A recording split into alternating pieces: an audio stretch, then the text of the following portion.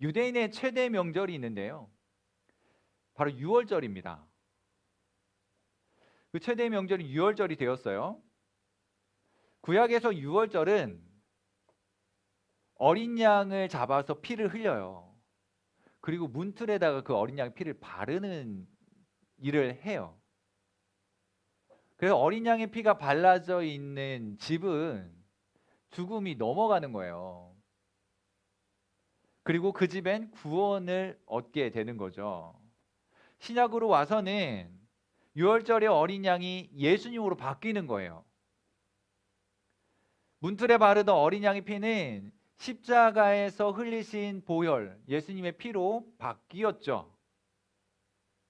그래서 이제 더 이상 어린 양을 잡을 필요가 없어요. 그리고 그 어린 양으로부터 피를 흘릴 이유가 없습니다. 그 어린 양이 흘린 피를 묻히는 것이 아니라 예수님께서 흘리신 피를 믿을 때에 구원이 이르는 거예요. 십자가에 죽으신 예수님을 믿고 예수 그리스도를 그 흘리신 보혈을 믿어서 죽음을 면하는 거예요. 그래서 구원을 얻게 되는 거죠. 바로 이것을 위해서 예수님께서 이 세상에 오신 거예요. 바로 이 일을 위해서 예수님께서 십자가에 죽으셨다는 말입니다. 그리고 예수님께서 이 땅에 오셔서 십자가에 달리시기 죽으시기 전까지 많은 고난을 당하시거든요. 그 고난의 의미를 묵상하는 특별히 한 주간을 우리는 고난 주간으로 지켜요. 오늘부터 종려주일, 내일부터 이제 본격적인 고난 주간 월요일을 보내게 되는데요. 시작되는데요. 일주일간의 시간을 보내면서 특별히 예수님의 고난의 의미가 무엇인지를 묵상하는 시간으로 삼고자 하는 거예요. 그래서 여러분들에게 부탁드리는 거는요. 오늘 종려주일을 시작으로 해서 고난 주간이 시작이 되는데 이때 특별히 예수 그리스도의 고난 받으심, 죽으심, 그리고 부활하심에 대한 묵상을 좀 많이 하셨으면 좋겠어요. 니고데모의 인생 한 토막을 우리는 4주간에 걸쳐서 살펴보고 있습니다. 결국 그가 어떻게 되느냐를 오늘 이제 결론적으로 보게 되는데 그 속에서 우리는 교훈을 얻고자 하는 거예요. 예수님과 한밤에 충격적인 데이트를 마친 니고데모는요. 아마도 이 마음에 예수님을 품었을 거예요. 틀림없이 그랬을 겁니다. 다만 유대인의 지도자였던 니고데모는 다른 유대인들의 눈치를 좀 봤을 거예요. 다른 유대인들은 예수님을 미워했거든요. 그리고 예수님을 박해했어요.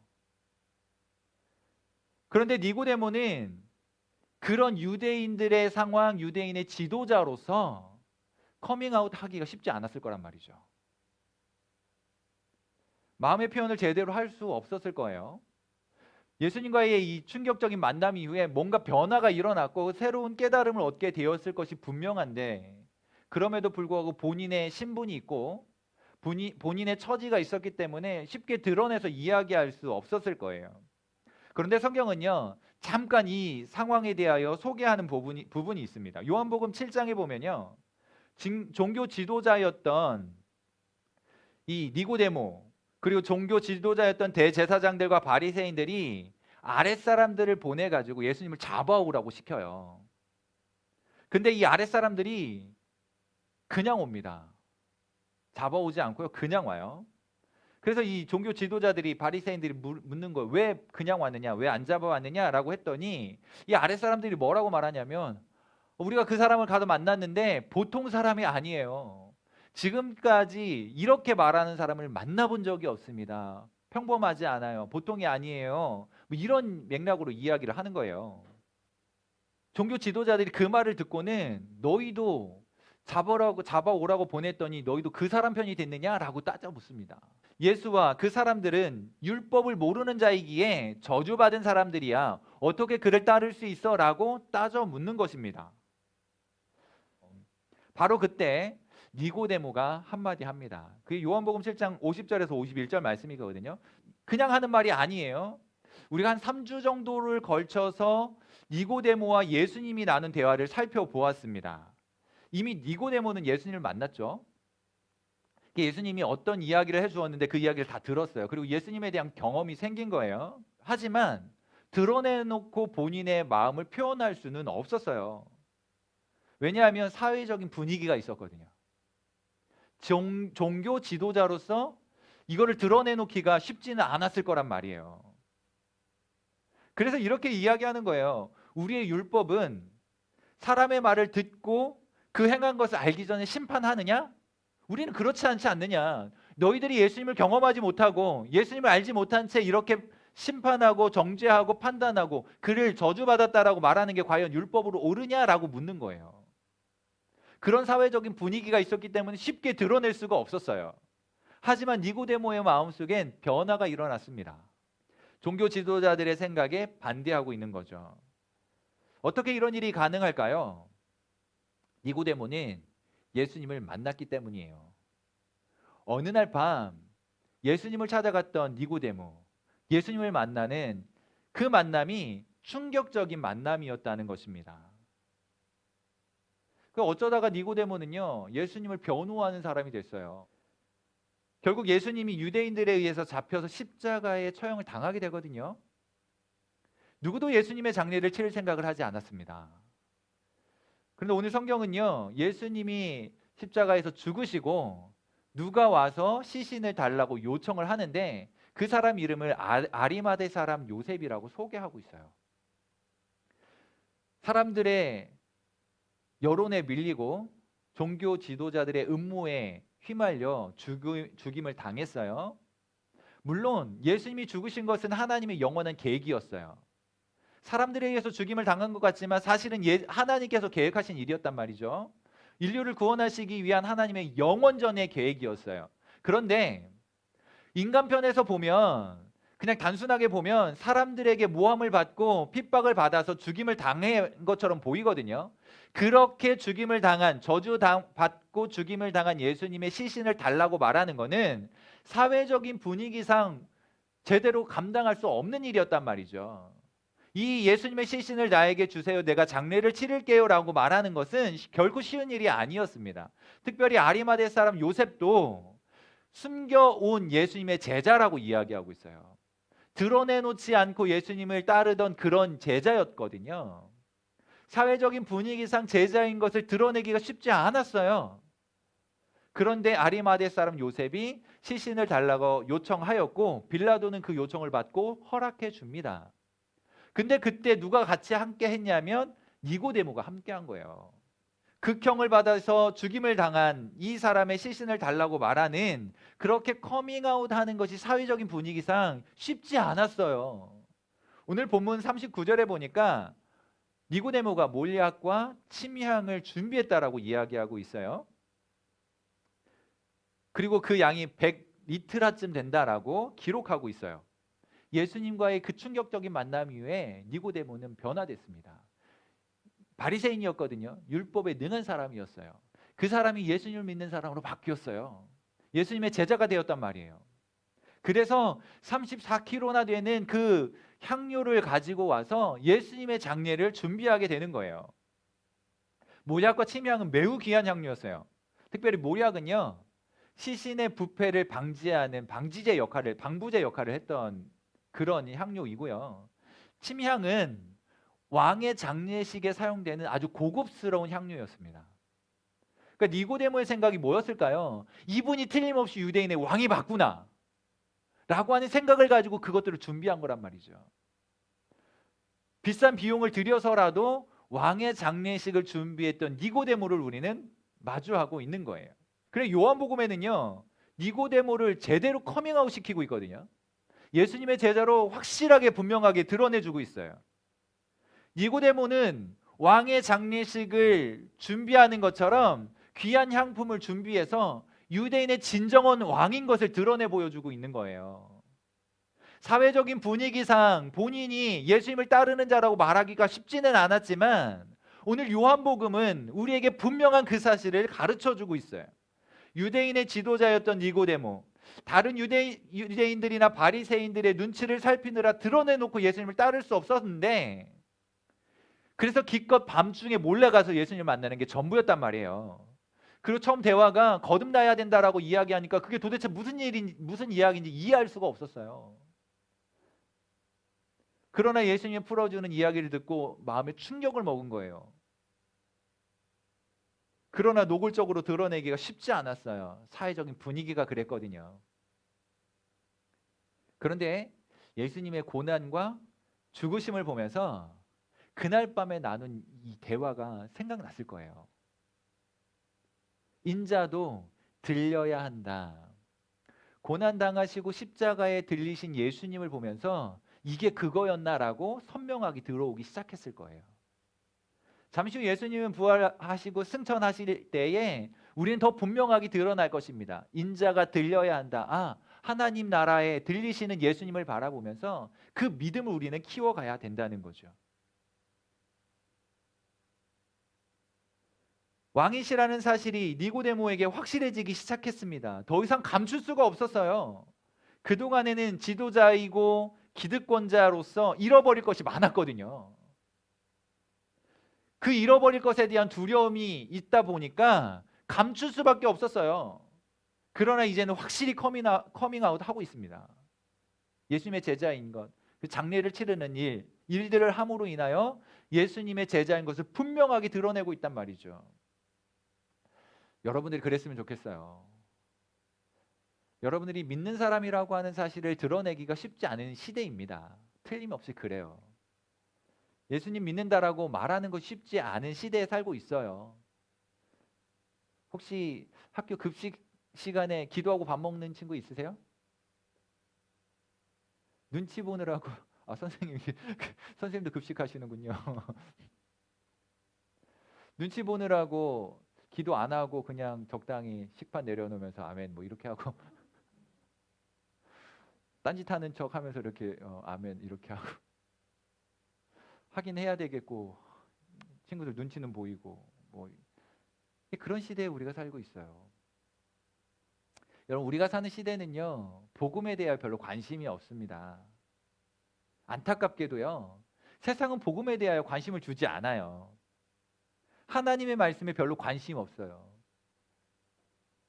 영원한 나라에 대한 관심도 별로 없어요. 우리만 보더라도 그렇지 않아요? 한 달 후면 이제 중간고사 시작되죠?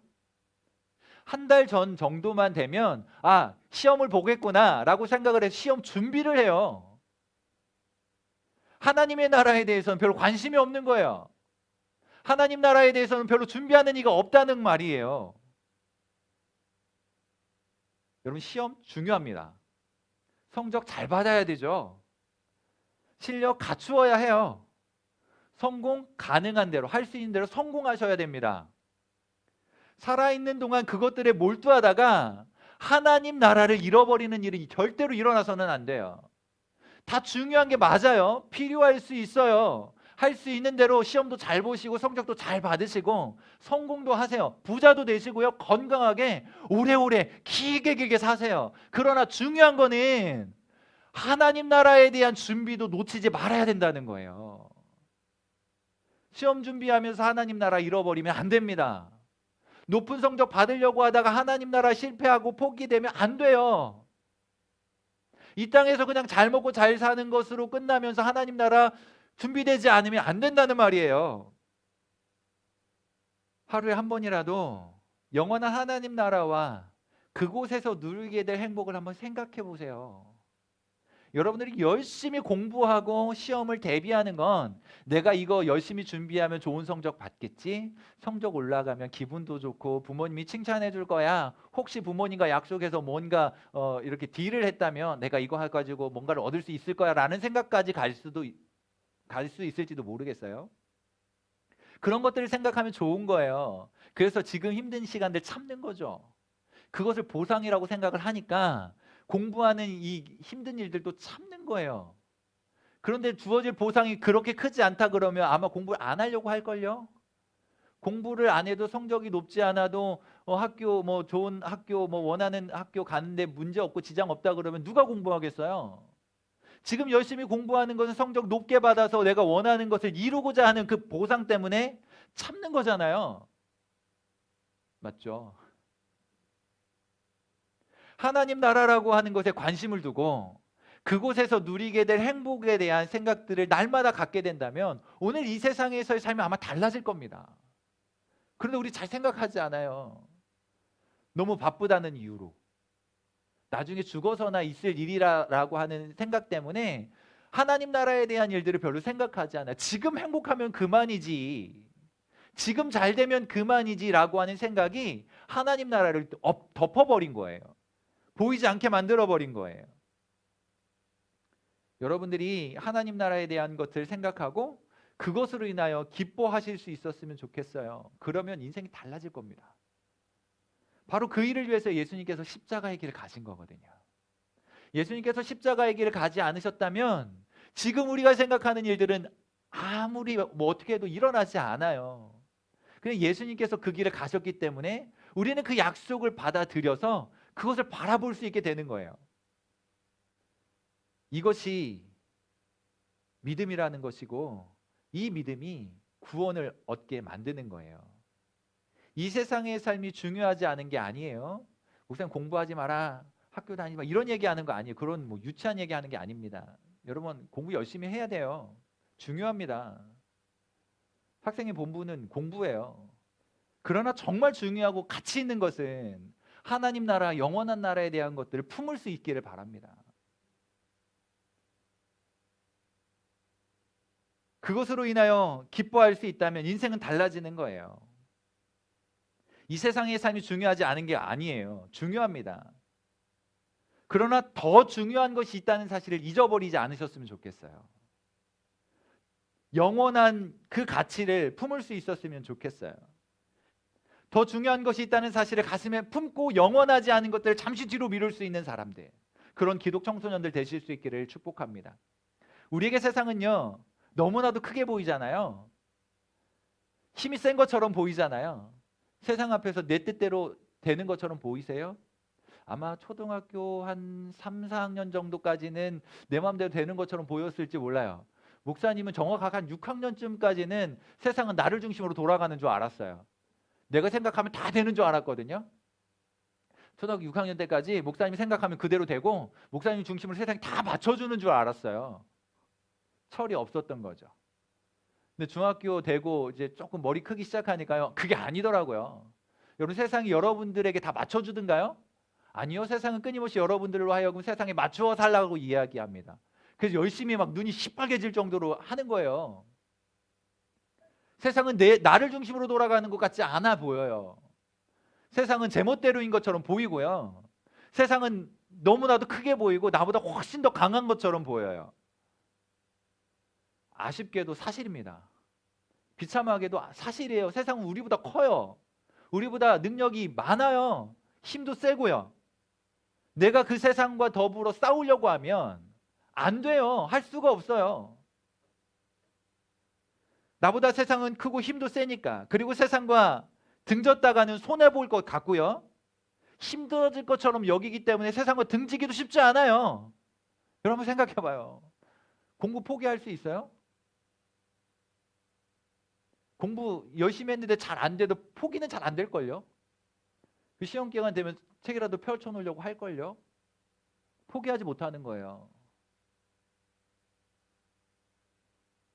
세상과 등져서는 힘들 거라고 생각이 드니까. 그래서요, 세상에서 더 열심히 살려고 해요. 그러나 이제 믿음으로 세상을 붙잡은 손을 좀 놓을 수 있었으면 좋겠어요. 세상이 아니라 하나님 나라의 것을 좀 붙잡았으면 좋겠어요. 세상을 포기하고 그냥 무시하고 뭐 이런 맥락이 아니고 더 중요한 것을 좀 붙잡을 수 있었으면 좋겠어요. 그러면 세상도 다르게 보이기 시작할 거예요. 하나님께서 열어놓으신 그 길이 보이기 시작할 거예요. 지금 하나님께서 열어놓으신 길이 안 보이거든요. 그냥 큰 세상만 보이는 거예요. 그런데 그 세상을 잘 걸어갈 수 있는 길을 하나님 열어놓으셨거든요. 하나님의 것을, 하나님 나라를 붙잡을 때, 하나님을 바라볼 때 그 열어놓으신 그 길을 볼 수 있게 되는 거, 발견하게 되는 거예요. 그 길을 걸어가는 것이 정말 잘 사는 겁니다. 여러분들이 그랬으면 좋겠어요.